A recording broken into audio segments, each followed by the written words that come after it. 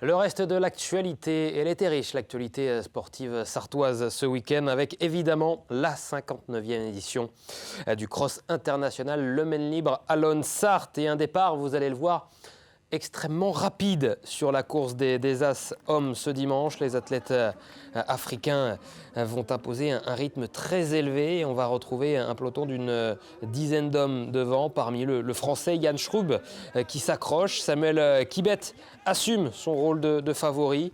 Après la mi-course, l'Ougandais va accélérer et le Français est le seul à parvenir à le suivre. De retour en stage en altitude. La forme est bonne pour l'athlète de Sarreguemines qui prépare les championnats d'Europe début décembre.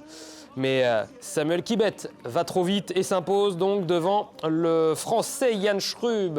La 3e place pour le Kényan Brian Komen. Et nous, on va écouter donc le 2e et le meilleur Français de ce cross international Le Maine Libre à Sarthe. Il s'agit de Yann Schrub, au micro donc d'Amoun Chamsoudine. C'était vraiment bien et ce petit mano à mano avec Kibet, c'était bien. Et je pense que vraiment il me manquait la tête à la fin parce que je suis vraiment dans une course, on va dire, dans l'optique des Europes. Et c'est vrai que ce petit grain de folie que j'ai d'habitude dans les grands championnats, je ne l'avais pas aujourd'hui.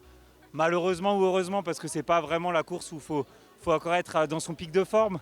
Donc vraiment content aujourd'hui. Je voulais venir pour la gagne à la base, premier Français et la gagne de la course. Donc là je fais 2, bon c'est bien. Franchement, je suis content vis-à-vis des sensations, surtout avec mon premier stage en altitude qui s'est du coup plutôt bien passé. Donc c'est bien, je suis confiant pour la suite de la saison et notamment pour, j'espère, les Europes de cross où on va aller gagner des médailles avec l'équipe. Et on le souhaite évidemment à l'équipe de France de ramener des médailles du côté de Bruxelles, là où auront lieu les championnats d'Europe de cross donc dans quelques jours. Chez les As femmes, elles étaient 80 à s'élancer donc dans le parc de Chaoué. Là aussi, vous allez le voir, la logique va être respectée. Les favorites sont au rendez-vous et les 4 athlètes africaines s'échappent rapidement derrière. Belle bataille aussi dans le peloton des athlètes européennes devant l'Ougandaise Annette Chelangal et Kenyan Chemutai et Grace Nawu Mouna et l'Éthiopienne vainqueur l'an passé Wede Kefal. Elles vont maintenir un fort tempo avant que les Kenyanes partent à 2. Victoire, vous l'avez vu, de Nawuwuna devant sa compatriote Winnie Jemutai. À noter la 3e place donc de l'Éthiopienne Wede Kefal, première française. Il s'agit donc de Sarah Madeleine de l'Entente Franconville. On va écouter, nous, cette première française avec donc l'interview au micro d'Amoun Chamsoudine. C'était plutôt une course d'attente parce que je savais qu'il y avait les 2, on partait sur 2 moyennes boucles, donc assez facile, assez roulante. Et ensuite, il y avait les 2 grandes boucles avec la fameuse côte tant redoutée. Du coup, il fallait vraiment de la gestion et pas arriver cramé au début de la côte. Ce que j'ai fait. Donc c'était plutôt une course d'attente. Et avec Cécile, à la fin, on a pu se tirer un peu l'une et l'autre. Donc ce qui a fait qu'on a fait l'écart progressivement et ça s'est fait naturellement, quoi. Moi, c'était plus une préparation par rapport à cet été parce que je fais quand même du 15. Et du coup, c'était un objectif bien sûr parce que je viens pas comme ça sans objectif. Mais non, là c'est vraiment un réel plus en plus remporter la victoire. Donc. Samedi, c'était aussi l'un des grands rendez-vous du week-end avec le 10 km Le Maine Libre entre Le Mans et Allonne. Un record d'inscrits avec plus de 3500 sportifs à avoir pris le départ donc de cette 7e édition avec le grand favori Jimmy Gressier qui va, vous allez le voir dans quelques instants, partir comme une flèche avec un petit vent de face. En plus, il va décider un petit peu plus tard d'attendre le Sartois Patrice Legal pour être accompagné dans ce 10 km. L'ancien champion d'Europe de cross-country est le plus fort et s'impose donc sur ce 10 km en 30 minutes et 28 secondes. L'accolade avec l'organisateur. La 2e place pour Mohamed Moustaoui en 31-35 et la 3e place sur le podium, médaille de bronze pour le Sartois Patrice Legal en 31-59. 4e place également pour Antoine Exmélin et également l'athlète du stade olympique du Maine Athlétisme. On écoute le grand vainqueur de ce 10 km du Maine Libre, Jimmy Gressier. C'est super bien passé. J'ai pris énormément de plaisir. J'ai gagné aussi la course. C'est important de venir ici et de gagner la course pour faire plaisir aux bénévoles et aussi à Philippe. C'était une bonne course. Une première mise en bouche de la saison, première course de la saison. Donc ça s'est bien passé pour moi. J'ai pris un départ rapide comme à mon habitude et après je me suis calmé pour ne pas faire toute la course tout seul. Donc je suis resté un peu avec Patrice jusqu'au 4e kilomètre. Et après, j'ai senti que l'allure commençait vraiment à décélérer et j'ai voulu quand même garder une allure constante pour respecter les consignes des coachs qui étaient de courir entre 31 et 30 minutes aujourd'hui pour faire un bon entraînement. Ça représente mon cross préféré. C'est vraiment l'endroit que j'aime venir quand je suis en forme. Et voilà, hein, j'espère que dans les années à venir, je vais revenir et avec une vraie forme, une forme olympique. Merci. Chez les dames, la victoire est revenue à l'athlète de l'équipe sartoise d'Inaya Athlétisme, Séverine Hamel, qui s'impose sur ce 10 km donc en 37 minutes et 5 secondes. Deuxième place pour Vinciane Cusso, l'athlète également d'Inaya Athlétisme. Sur la troisième marche du podium, il s'agit de Marion Gagné du SCO Angers Athlétisme. On écoute la réaction de Séverine Hamel, donc vainqueur chez les dames de ce 10 km du Maine Libre. Je suis partie prudemment et pourtant je crois que je suis passée en tête au premier kilo. Pourtant je suis partie beaucoup plus prudemment que l'année dernière. J'ai pu gérer la course vraiment en essayant de me relâcher le plus possible. Alors la fin, la côte elle est toujours aussi difficile depuis l'année dernière. Elle n'est pas moins dure. Mais voilà, après c'est vrai que pouvoir gérer une course devant comme ça, on ne peut être que content à la fin, quoi. Le basket, à présent, la Jalt qui accueillait ce samedi soir le leader de National 3 avec un match donc de gala et une rencontre qui a tenu toutes ses promesses. C'est très serré, le score à la mi-temps en atteste, 41-41, égalité parfaite, mais ce sont les visiteurs qui vont revenir le mieux des vestiaires. La Jalt va pouvoir rebondir, notamment grâce à ses joueurs cadres comme Tom Foucault, 20 points, ou encore Nick Tash, 30 points. La Jalt revient, il reste 4 minutes et le score est de 71-71. Suspense à son comble. Le moment choisi par les joueurs de Paul Coursier pour réaliser un gros run en fin de match. Donc Nick Tash est en feu, le capitaine Jérémy Leloup également. Et la Jalt va chercher un très beau succès face au leader 90-79. Écoutons Paul Coursier, l'entraîneur de la Jalt. Satisfait, on a gagné. Je pense que c'était un très beau match. Nos adversaires du jour, ils étaient très costauds aussi, mais on a vraiment fait un beau match. Je suis fier des gars, une belle réaction après 2 défaites, ça fait plaisir de gagner à la maison. Et franchement, c'est que du bonheur, quoi. Faut bosser, on a bien bossé cette semaine. Le résultat, il est là, il faut continuer comme ça. L'objectif, c'est jouer les matchs les uns après les autres. On a bien vu, on a perdu 2 fois de suite à l'extérieur. C'est compliqué, il faut vivre le moment présent et voilà.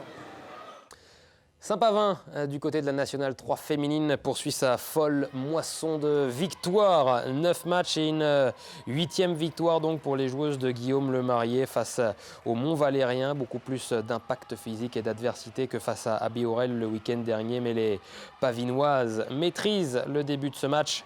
10 points d'avance déjà au premier quart. La justesse technique et l'adresse au tir ont fait la différence pour les Mancelles.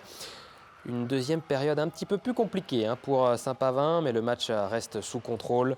Benhamoud régale à 3 points. Elle termine meilleure marqueuse de la rencontre. Victoire nette et sans bavure, 64-43. Saint-Pavin est toujours le leader de ce championnat de National 3. On écoute Guillaume Lemarié, l'entraîneur de l'Avenir Saint-Pavin.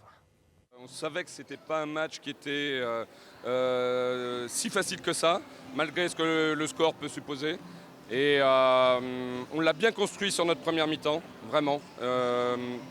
On a très bien défendu, on était vraiment dans les attitudes. Je vous ai trouvé vraiment agressif.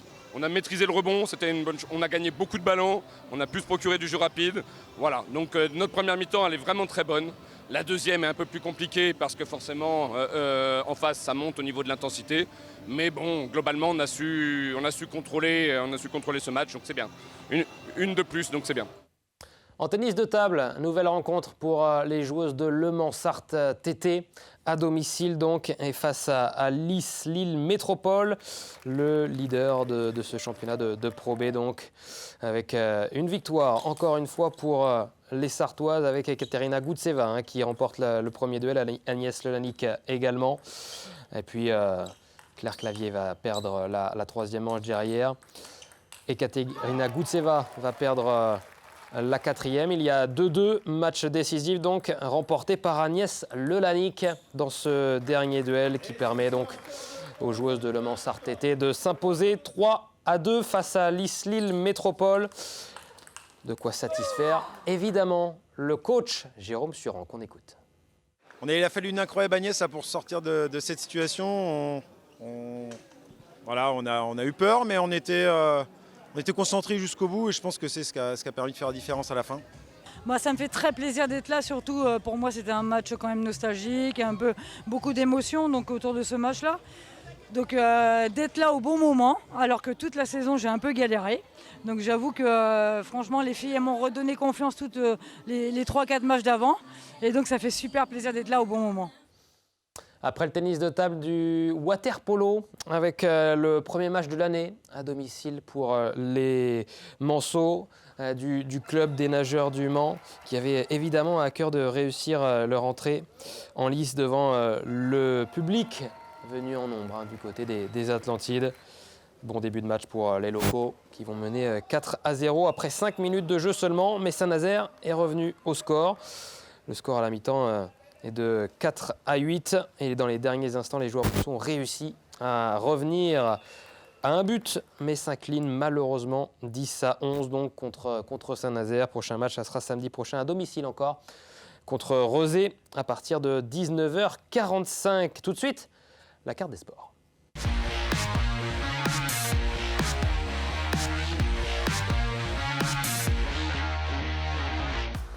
La carte des sports, la voici, la voilà, avec des événements à suivre cette semaine en Sarthe, avec du côté du Mans et de Rouillon.